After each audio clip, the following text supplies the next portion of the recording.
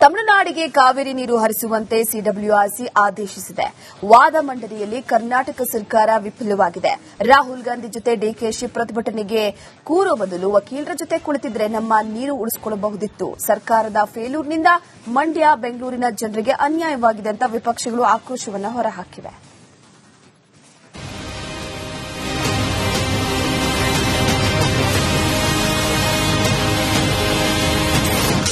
ಕಾವೇರಿ ನೀರು ಬಿಡುಗಡೆಗೆ ಸಿಡಬ್ಲ್ಯೂಆರ್ಸಿ ಆದೇಶ. ಸಮರ್ಥ ವಾದ ಮಂಡಿಸುವಲ್ಲಿ ಸರ್ಕಾರ ವಿಫಲ. ಕರುನಾಡಿನಲ್ಲಿ ಬರಗಾಲದ ಕರಿಚಾಯಿ ಆವರಿಸಿದೆ. ಸಾಲ ಸೂಲ ಮಾಡಿ ಬೆಳೆದಿರುವಂತಹ ಬೆಳೆಯನ್ನು ಉಳಿಸಿಕೊಳ್ಳಲು ರೈತರು ಪರದಾಡುತ್ತಿದ್ದಾರೆ. ಮಳೆ ಬರುತ್ತೆ, ನಮ್ಮ ಜಮೀನಿಗೂ ಕೂಡ ನೀರು ಬರುತ್ತೆ ಅಂತ ಕಾದು ಕಾದು ಕುಳಿತಿದ್ದ ಕಾವೇರಿ ಕೊಳ್ಳದ ಅನ್ನದಾತರಿಗೆ ಇದೀಗ ಶಾಕಿಂಗ್ ನ್ಯೂಸ್ ಒಂದು ಸಿಕ್ಕಿದೆ.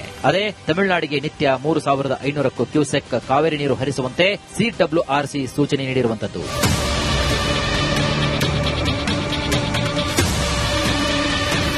ಸಿಡಬ್ಲ್ಯೂಆರ್ಸಿ ಆದೇಶ ಈಗ ಕರ್ನಾಟಕದ ಪಾಲಿಗೆ ಬಹುದೊಡ್ಡ ಆಘಾತ ತರಿಸಿದೆ. ಮಂಡ್ಯ, ರಾಮನಗರ, ಬೆಂಗಳೂರಿನ ಜನರಿಗೆ ಕಾವೇರಿ ನೀರೇ ಆಧಾರ. ಇಲ್ಲಿ ಕುಡಿಯಲು ನೀರು ಇಲ್ಲದ ಪರಿಸ್ಥಿತಿ ಇದೆ. ಹೀಗಿರುವಾಗ ತಮಿಳುನಾಡಿಗೆ ಎಲ್ಲಿಂದ ನೀರು ಹರಿಸೋದು ಅಂತ ಪ್ರಶ್ನೆ ಮಾಡುತ್ತಿದ್ದು, ಕೂಡಲೇ ನೀರು ಬಿಡದಂತೆ ಮೇಲ್ಮನವಿ ಹೋಗುವಂತೆ ವಿಪಕ್ಷ ನಾಯಕ ಆರ್ ಅಶೋಕ್ ಸಲಹೆ ನೀಡಿದ್ದಾರೆ. ಈ ವೈಫಲ್ಯ ಕಾವೇರಿ ಪ್ರಾಧಿಕಾರ ಏನು ಒಂದು ರೀತಿ ಮರಣ ಶಾಸನವನ್ನ ಕರ್ನಾಟಕದ ಮೇಲೆ ಪ್ರಯೋಗ ಮಾಡಿದೆ. ಇದರ ವೈಫಲ್ಯವನ್ನ ಕಾಂಗ್ರೆಸ್ ಪಾರ್ಟಿ ಒಪ್ಕೊಬೇಕು. ಕಾಕ್ರೋಚ್ ಮೆರವಣಿಗೆಗೆ ಹೋಗಕ್ಕೆ ಟೈಮ್ ಇತ್ತು. ಕಾವೇರಿ ಪ್ರಾಧಿಕಾರದ ವಿಚಾರವಾಗಿ ಗಮನ ಹರಿಸಕ್ಕೆ ಮುಖ್ಯಮಂತ್ರಿಗಳಿಗೆ ಸಮಯ ಇಲ್ಲ ಅಂತ ಹೇಳಿ ಕರ್ನಾಟಕದ ಜನ ಈಗಾಗಲೇ ಮಾತಾಡ್ತಾ ಇದ್ದಾರೆ, ಎಲ್ಲ ಕಡೆ ಮಾತಾಡ್ತಾ ಇದ್ದಾರೆ. ಅದರಿಂದ ಇದು ಪೂರ್ತಿ ಕಾಂಗ್ರೆಸ್ಸಿನ ವೈಫಲ್ಯ ಅಂತ ರಾಜ್ಯದ ಜನ ಅರ್ಥ ಮಾಡಿಕೊಂಡಿದ್ದಾರೆ. ಮಂಡ್ಯ ರೈತರ ಹಿತವನ್ನ ಕಾಪಾಡುವಲ್ಲಿ ಬೆಂಗಳೂರಿನ ಜನರಿಗೆ ನೀರು ಕೊಡೋಕೆ ಸರ್ಕಾರ ವಿಫಲವಾಗಿದೆ. ತಮಿಳುನಾಡಿನ ಮುಖ್ಯಮಂತ್ರಿ ವಿಜಯ್ ಅವರನ್ನ ಆಹ್ವಾನಿಸಿರುವುದು ವಿಪಕ್ಷಗಳ ಕಣ್ಣು ಕೆಂಪಾಗಿಸಿದೆ. ಆದರೆ ವಿಪಕ್ಷಗಳ ಟೀಕೆಗೆ ಕಾಂಗ್ರೆಸ್ ಶಾಸಕ ಬಾಲಕೃಷ್ಣ ತಿರುಗೇಟು ನೀಡಿದ್ದಾರೆ.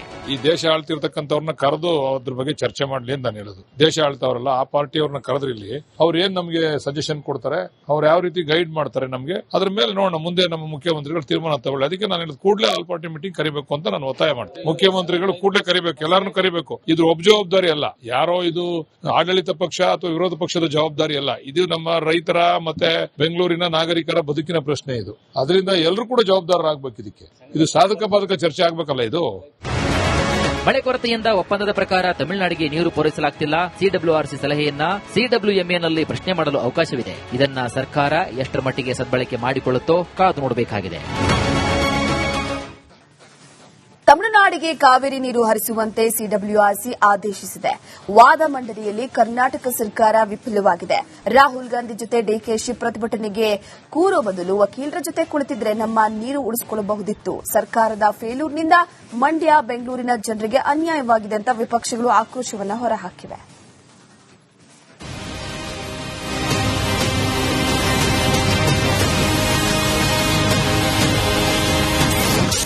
ಕಾವೇರಿ ನೀರು ಬಿಡುಗಡೆಗೆ ಸಿಡಬ್ಲ್ಯೂಆರ್ಸಿ ಆದೇಶ. ಸಮರ್ಥ ವಾದ ಮಂಡಿಸುವಲ್ಲಿ ಸರ್ಕಾರ ವಿಫಲ.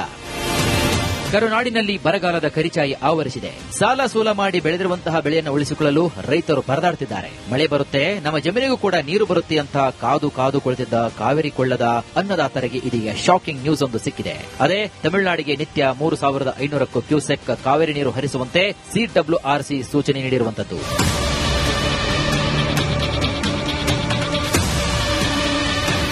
ಸಿಡಬ್ಲ್ಯೂಆರ್ಸಿ ಆದೇಶ ಈಗ ಕರ್ನಾಟಕದ ಪಾಲಿಗೆ ಬಹುದೊಡ್ಡ ಆಘಾತ ತರಿಸಿದೆ. ಮಂಡ್ಯ, ರಾಮನಗರ, ಬೆಂಗಳೂರಿನ ಜನರಿಗೆ ಕಾವೇರಿ ನೀರೇ ಆಧಾರ. ಇಲ್ಲಿ ಕುಡಿಯಲು ನೀರು ಇಲ್ಲದ ಪರಿಸ್ಥಿತಿ ಇದೆ. ಹೀಗಿರುವಾಗ ತಮಿಳುನಾಡಿಗೆ ಎಲ್ಲಿಂದ ನೀರು ಹರಿಸೋದು ಅಂತ ಪ್ರಶ್ನೆ ಮಾಡುತ್ತಿದ್ದು, ಕೂಡಲೇ ನೀರು ಬಿಡದಂತೆ ಮೇಲ್ಮನವಿ ಹೋಗುವಂತೆ ವಿಪಕ್ಷ ನಾಯಕ ಆರ್ ಅಶೋಕ್ ಸಲಹೆ ನೀಡಿದ್ದಾರೆ.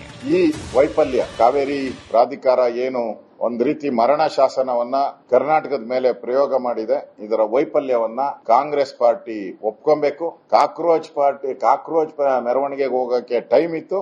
ಕಾವೇರಿ ಪ್ರಾಧಿಕಾರದ ವಿಚಾರವಾಗಿ ಗಮನ ಹರಿಸಕ್ಕೆ ಮುಖ್ಯಮಂತ್ರಿಗಳಿಗೆ ಸಮಯ ಇಲ್ಲ ಅಂತ ಹೇಳಿ ಕರ್ನಾಟಕದ ಜನ ಈಗಾಗಲೇ ಮಾತಾಡ್ತಾ ಇದ್ದಾರೆ, ಎಲ್ಲ ಕಡೆ ಮಾತಾಡ್ತಾ ಇದ್ದಾರೆ. ಅದರಿಂದ ಇದು ಪೂರ್ತಿ ಕಾಂಗ್ರೆಸ್ಸಿನ ವೈಫಲ್ಯ ಅಂತ ರಾಜ್ಯದ ಜನ ಅರ್ಥ ಮಾಡಿಕೊಂಡಿದ್ದಾರೆ.